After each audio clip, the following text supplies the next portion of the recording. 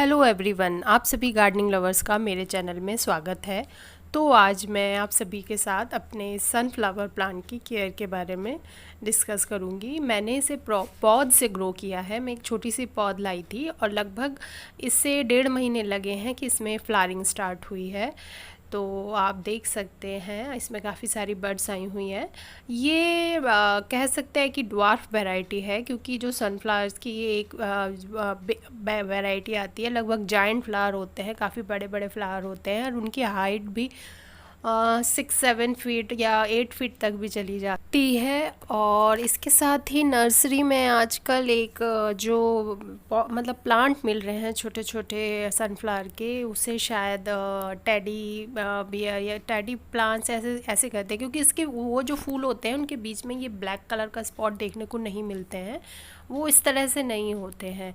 तो मैं काफ़ी सारे पौधे ऐसे पौध से ग्रो करती हूँ। पौध से ग्रो करने का एक फ़ायदा ये होता है, क्योंकि जो प्लांट होता है वो हमारे गार्डन के एटमॉस्फेयर में बड़ा होता है। जैसे हम रख रहे हैं, तो अगर आप फुल डे सन में भी रखें तो बहुत अच्छे से चलता है ज़्यादा। क्योंकि अगर आप प्लांट लेके आते हैं तो आपने देखा होता है कई बार वो सरवाइव नहीं कर पाता है, तो उसका रीज़न शायद यही होता है क्योंकि वो नर्सरी में अलग एटमॉस्फेयर में बड़ा होता है, ग्रीन नेट के नीचे, और वहाँ पूरा उसका ट्रीटमेंट अलग तरह से होता है।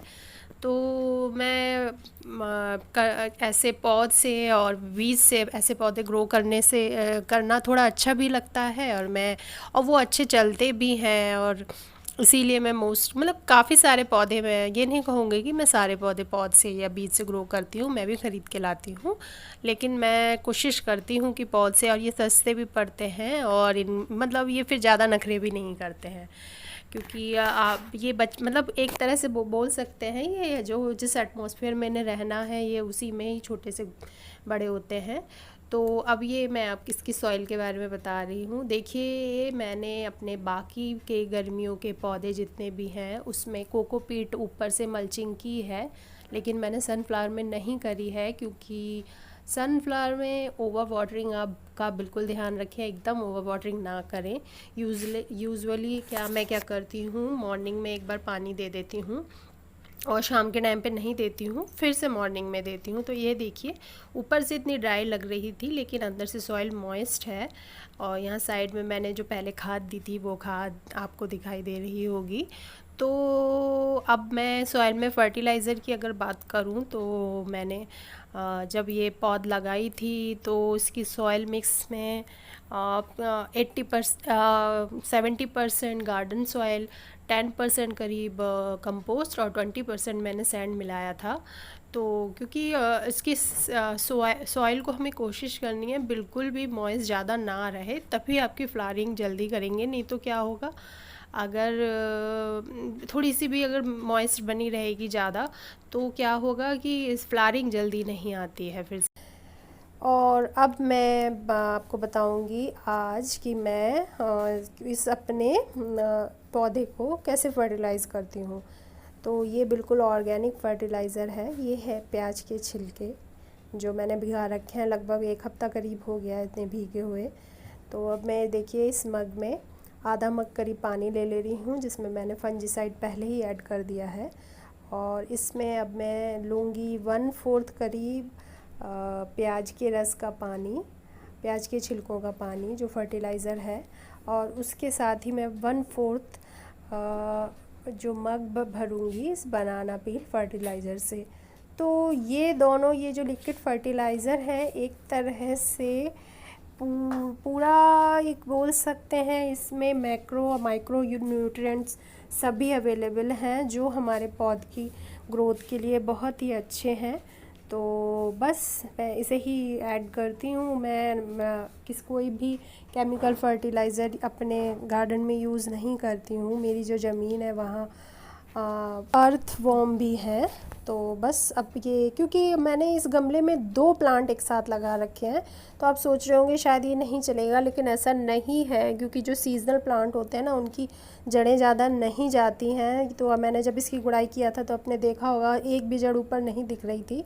तो बस ये है कि क्योंकि एक साथ मैंने 2 प्लांट लगा रखे हैं, तो मैं ये लिक्विड फर्टिलाइज़र इसे स्टार्टिंग में, क्योंकि अभी बहुत फ्लावरिंग होगी, अभी स्टार्टिंग के 1 मंथ करीब मैं एक एक हफ्ते के अंदर में दूंगी, फिर बाद में थोड़ा थोड़ा गैप बढ़ा दूंगी, 15-20 डेज़ के अंदर में दूंगी।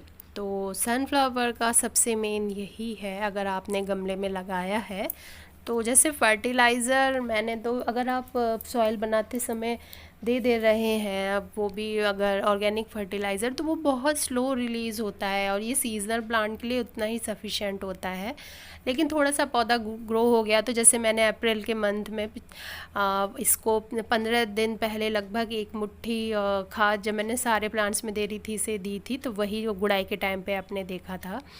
और बस अब जैसे मैंने लिक्विड फर्टिलाइज़र दिया है, तो वो मैं दे दूँगी एक एक हफ्ते के अंदर में, क्योंकि मैंने एक गमले में 2 पौधे लगाए हुए हैं, तो इसके लिए मुझे ध्यान रखना है कि काफ़ी सारी बर्ड्स इसमें आएंगी, तो सफिशेंट इनको एनर्जी मिल पाए।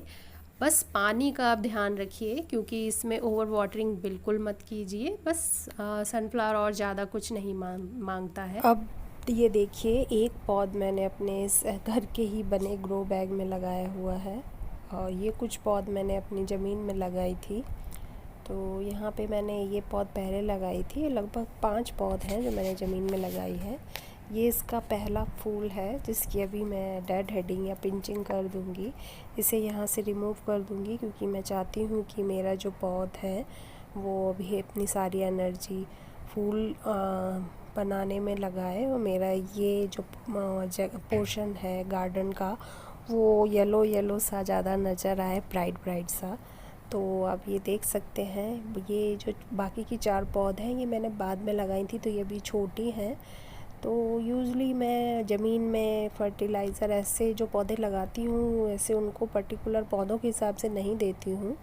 मैं ज़मीन में 2 बार, फरवरी मार्च या उधर अक्टूबर नवंबर में कोई भी गोबर की खाद या वर्मी कंपोस्ट मिला देती हूँ।